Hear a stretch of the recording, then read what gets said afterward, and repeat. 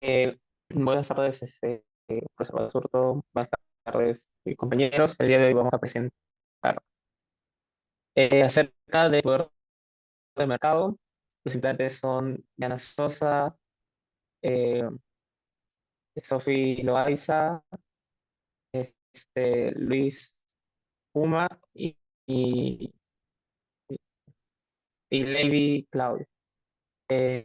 Bueno, para hablar de este tema, quisiera decir que el concepto de poder de mercado se refiere a la capacidad de una empresa o grupo de empresas para influir en el precio de la cantidad de un bien o servicio en el mercado.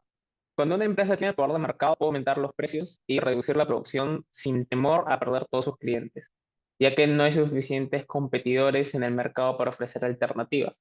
¿No? No hay sustitución en ese caso. El poder de mercado puede ser el resultado de barreras a la entrada, como patentes o economías de escala, o de la difusión de empresas que antes eran competidoras. El poder de mercado puede ser perjudicial para los consumidores, ya que puede resultar en precios más altos y con una menor cantidad de bienes y servicios disponibles.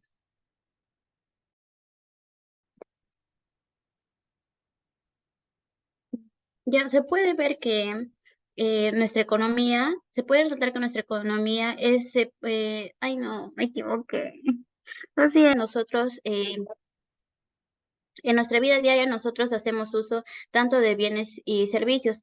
Esto se puede resaltar que la economía es una economía de intercambio puro, es decir, de intercambio voluntario que según Smith nos dice que es una condición necesaria para la libertad del individuo, ya que según Smith, Adam Smith, en un libre mercado los precios surgen de las transacciones voluntarias entre compradores y vendedores que coordinan la actividad de millones de personas, cada una con el fin de buscar su propio interés de una forma que haría que todos los implicados mejoraran su situación.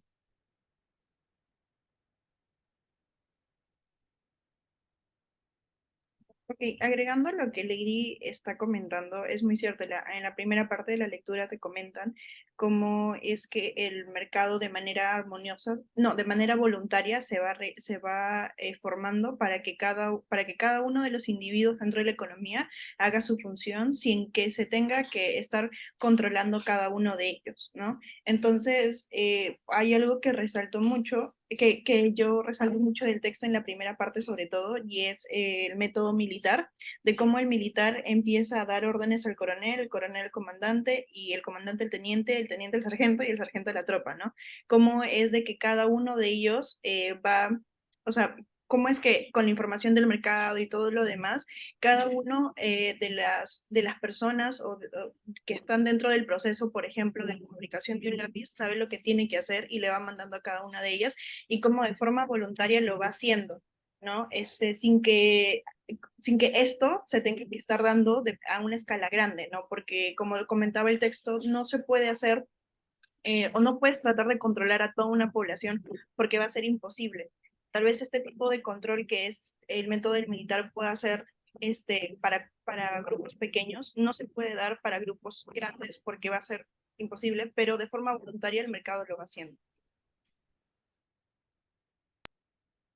También está algo que me gustaría aportar es sobre, menciona en el texto el método de la cadena de mando, que es justamente este otro de los métodos que se menciona como aparte de lo que había mencionado el compañero Diana. Pero sobre todo el método de cadena de mando se enfocaba en que este método no puede ser un método de organización exclusivo o sobre todo principal dentro de un grupo grande porque en cada etapa de la cadena de mando, como había contado en el texto, el soldado, ya sea un oficial o un miembro de la tropa, debe tener una cierta discrecionalidad suficiente como para tener en cuenta la información que sobre circunstancias específicas su superior no puede tener. Además, ningún ejército de tamaño considerable puede ser dirigido completamente mediante órdenes, ya que no es posible que el general tenga la información necesaria para dirigir cada movimiento de sus subordinados. Por lo tanto, la cadena de mando debe ser completamente por la cooperación voluntaria, una técnica menos obvia, por así decirlo, más útil y bastante más fundamental para poder coordinar las actividades de un gran número de personas. En efecto, este sistema se vio aplicado pues principalmente en la Unión Soviética. Cabe resaltar que el texto fue escrito en ese tiempo, en la existencia de la Unión Soviética, y bueno, se evidencia que a pesar que el Estado tenía el control total de toda la industria, solamente otorgaba cierto tipo de parcelas a los campesinos para que trabajen. Y esto fomentaba un mercado negro, es decir, que a pesar del sistema que manejaba el país, el bloque de la Unión Soviética, pues siempre existía o se evidenciaba una confederación entre los ciudadanos y esto fomentaba un intercambio voluntario, ¿no?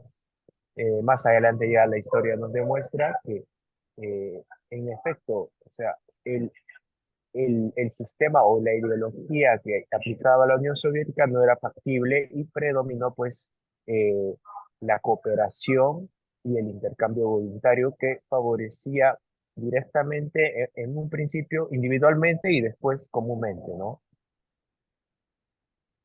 Sí, se puede añadir, como mencionaron mis compañeros, que el intercambio voluntario pone a los precios para que tengan un papel importante, ya que se dice que el sistema de precios permite a las personas cooperar pacíficamente. Es por eso que se puede decir que los precios cumplen tres funciones importantes.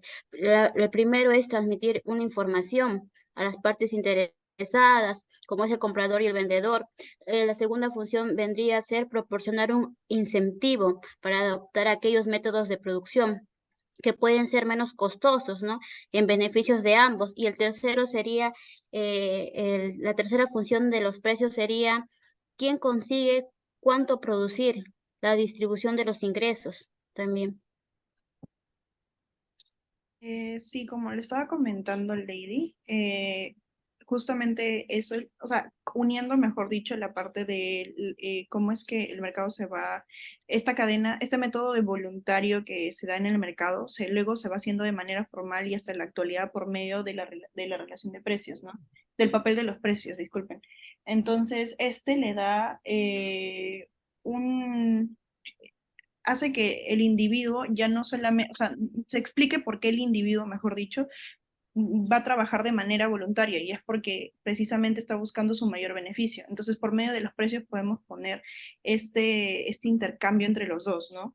Además, como ya lo mencionó Lady, estos precios van a tener tres funciones y uno de ellos, que es el primero, es la transmisión de información, que lo que hace precisamente es que si, por ejemplo, se está fabricando un lápiz y hay una mayor demanda de un colegio o del Estado porque simplemente se tiene que hacer un formulario con 1000 lápices, entonces esta mayor demanda le va a dar un mensaje al vendedor y el vendedor le va a dar un mensaje a su proveedor y el proveedor al fabricante de lápices y así sucesivamente toda la cadena de suministros. Entonces, los precios, o sea, no se necesita de que sepa el productor que se está aumentando los precios, sino que simplemente está viendo una demanda de estos, ¿no?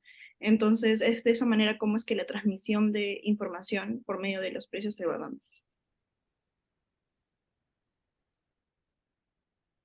Bueno, quisiera responder también una pregunta de qué otros métodos de coordinación existen además del método militar. Bueno, en toda sociedad se dan algunos elementos de la cadena de mando que adoptan muchas formas. Además del método militar, esos elementos pueden ser tan rígidos como la provisión de compras y vender heroína o ciclamato o las órdenes judiciales dirigidas a los demandados para que se abstengan de realizar ciertas acciones específicas. En el otro lado, pueden ser tan sutiles como imposición de tributos, en el caso del tabaco, por ejemplo, ¿no? El impuesto selectivo al consumo, para justamente desalentar y de manera indirecta, si bien no como una orden o un mandato. Sin embargo, el texto también señala que ninguna sociedad se actúa completamente basándose en el principio de la cadena de mando y que en cada etapa de la cadena de mando la cooperación voluntaria es necesaria para coordinar las actividades de un gran número de personas. Algo que me gustaría también acotar es sobre qué relación existe entre el gobierno limitado y la práctica, ¿no? Y pues, o sea, el texto en realidad menciona que el gobierno tiene roles importantes, pero también pone de ejemplo las sociedades contemporáneas que confían principalmente en el intercambio voluntario a través de un mercado en el que se puede organizar la actividad económica y en el que el gobierno queda limitado en el cumplimiento de las cuatro funciones que en el libro se menciona que tiene. Sin embargo, también ponen como ejemplo lo que pasó en Hong Kong, que es un ejemplo moderno de libre mercado y sobre todo de gobierno limitado, y que en el siglo XIX, sí, creo que fue el 19, Japón en los 30 años inmediatamente posteriores de la restauración de Meiji, en 1867 fue un ejemplo importante de gobierno limitado y sociedad de libre mercado, ¿no? Otro punto que se señala en el texto es que a pesar de que el gobierno limitado es un ideal importante en la teoría económica, en la práctica hay muchas desvinculaciones, desviaciones o irregularidades de este ideal, como los aranceles, precios y salarios fijados por el gobierno, que de cierta manera son las restricciones en el acceso a distintos empleos y entre otros.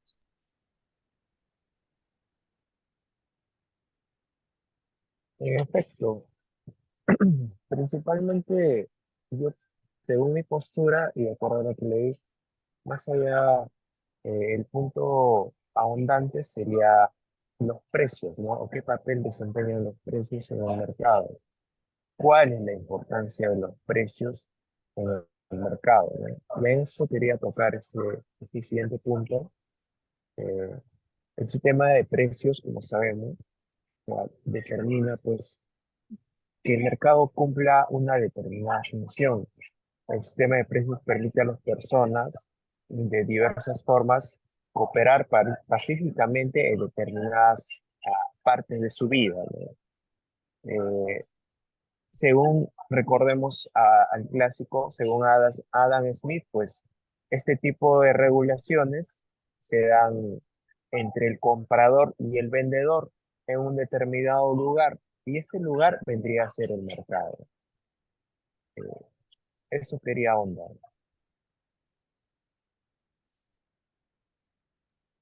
Bueno, siguiendo un poco con lo que mis compañeros estaban comentando sobre el gobierno, bueno, del pasar de tener una perspectiva un poco abierta del mercado, el gobierno pasaría a tener diferentes funciones dentro de la sociedad, ¿no? Y en general tiene diferentes responsabilidades, ¿no? Como por ejemplo es el aprobar y hacer cumplir las leyes, sobre todo, ¿no? Para que exista también de cierta manera los cumplimientos de las mismas, ¿no? Como garantizar el orden, también proporcionar medios para formular normas de comportamiento, resolver disputas, ocuparse de los transportes, comunicaciones, las divisas y entre otro tipo de, de, de funciones que tiene el gobierno justamente para que como sociedad se pueda llegar a cumplir diferentes metas, ¿no? Pero en sí, además también dentro del texto se menciona que el gobierno es considerado como la agencia mayoritaria poseedora del monopolio del uso legítimo de la fuerza, ¿no? De la amenaza de la fuerza, como medio a través del cual algunos de nosotros podemos imponer por la fuerza restricciones sobre otros de nosotros. Así como dijo mi compañera Diana, el gobierno cumple una función importante en la sociedad, ya que muchas personas obtienen beneficios como accesos a servicios básicos, educación, y muchas personas acuden al gobierno con el fin de buscar, como se llama, una libertad, ¿no? De lograr el nivel de libertad que quieren.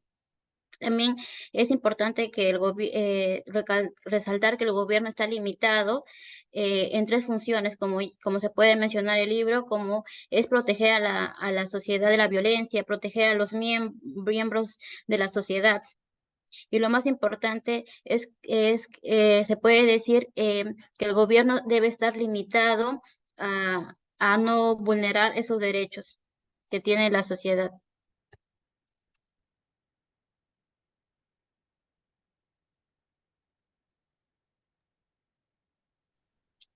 Claro, bueno, ya tocando más a fondo la lectura, quería traer a cápite, pues, lo que menciona también Friedman, ¿no?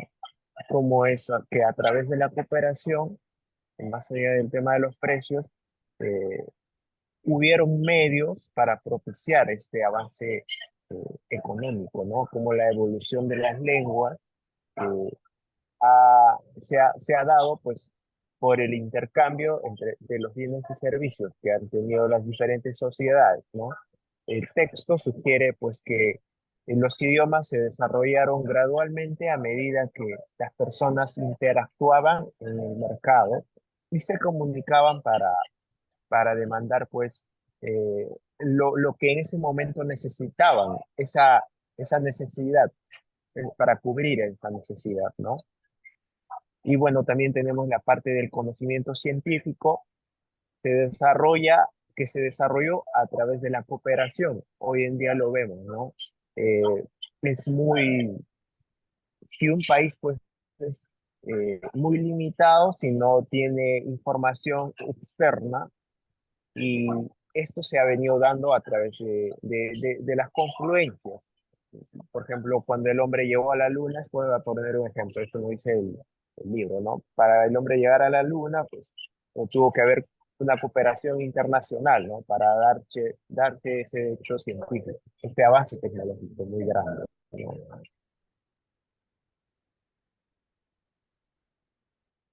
Bueno, aportando un poquito más a lo que es al conversatorio que estamos teniendo también, dentro, si bien están dentro de todas estas funciones del gobierno se está velar por el individuo, también tenemos que estar conscientes como, como estaba mencionando dentro de la lectura, ¿no? Que existen ciertas consecuencias que no solamente se van a ver reflejadas a un inmediato, sino también a terceros, ¿no? Y es así como a veces el gobierno trata de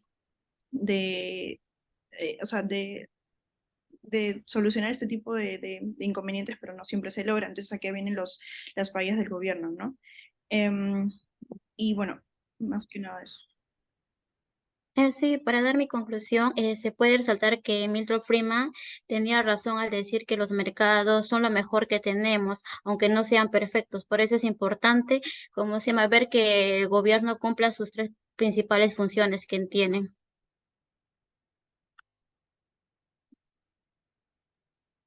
Es correcta tu afirmación, compañera Lady. Y pues en última instancia quería señalar pues que el texto aboga por la idea de que una política gubernamental limitada es lodable, ¿no? Y una sociedad que confíe en la cooperación voluntaria también sería el escenario idóneo, ¿cierto?